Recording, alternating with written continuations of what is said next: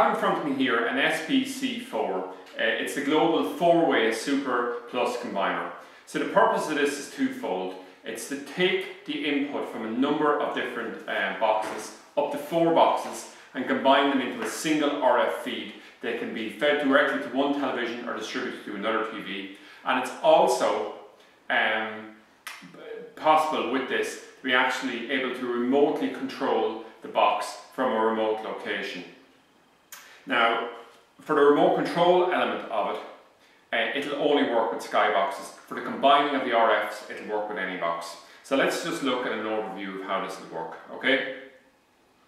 We're going to take an example here is that we've decided, we'll say, to have all of our set-top boxes mounted in a central location and RFs all being fed down. Now this would be quite common. Often we can have a situation where we have a Sky Plus box, we've only a single cable in the wall, we want to distribute the feed around the house. So what we do is we run all the cables from the satellite dish into the loft, and then we're trying to operate them remotely.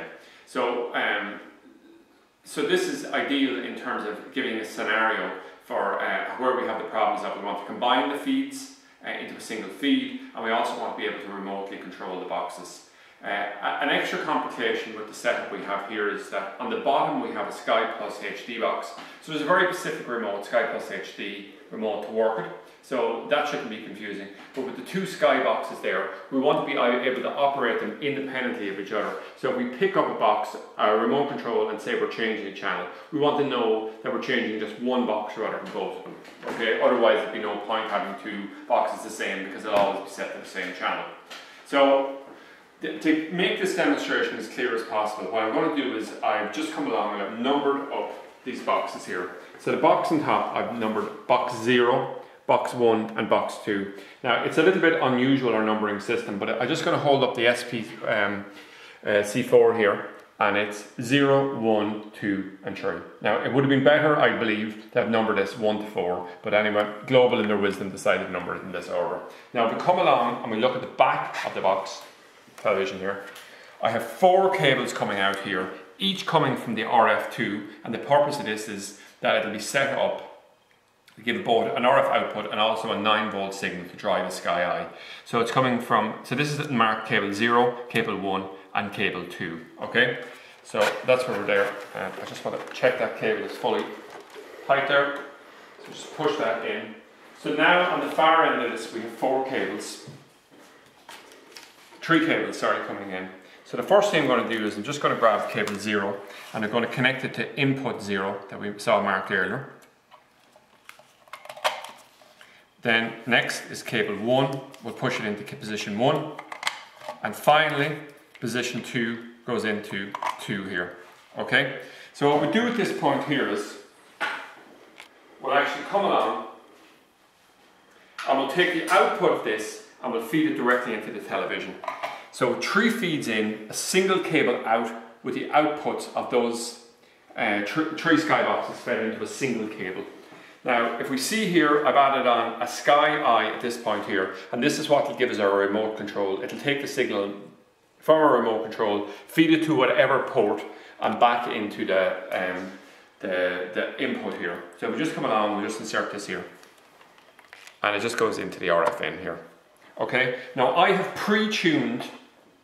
preset these boxes to channel output 60, 62 and 64, and I've tuned it into my television here on channel 60, 62 and 64. Okay, so now we can view the thing, but what we want to do now is we have to get the remote controls, and remember the remote control is not for a specific room, it's for a specific box. So what I would do is I would number these to match the remotes that I wanted to work it on. So what I'm going to do here is I'll just go down here to this one here. So what I'm going to do is I'll just go all the way down. So I'm just going to turn off, excuse me here, the Sky box that I'm not interested in doing, just to show here that it's just the one here that I'm working on. Okay? So this is the one we're working on here. So what I want to do is I want to come along and I'm going to follow the instructions in here of how to tune up this remote. So if I come along, I've numbered this remote 0 for box 0. And the instructions then are relatively straightforward. what we do is we come along, we hit the TV button, then we hit the select and the blue button together. It'll flash twice. I release it here, and then I push in button 0. And now what I do is I come along and I simply hit the select button and sky. Okay? So I've come along there and I've got that up. Now, if I come in here, if I was to use your remote control now, because I'm aiming towards these boxes, I can't really tell if it's going through the sky eye, through the port I wanted, or off these boxes. So what I'm going to do at this point here is I'm simply going to grab a jacket and I'm just going to put it over these sky boxes here to make sure that it can't take input through the sky eye except for the port that I want it to be. So I come along here and I just hit services 4, let's say, and I can just arrow up along like this, okay? So we can see here that this is working through the through the sky eye here, okay? But if we go through the other channels here, if I try to change these here, we'll say they just won't change for me. And equally here, the Sky Plus box, we never turned it back on. I'll just turn that back on there quickly. And we can have it here. But once again, if we try to change it with this remote control here, it's obviously not going to do anything. So we just repeat that process here that we've done here for this port for the next one.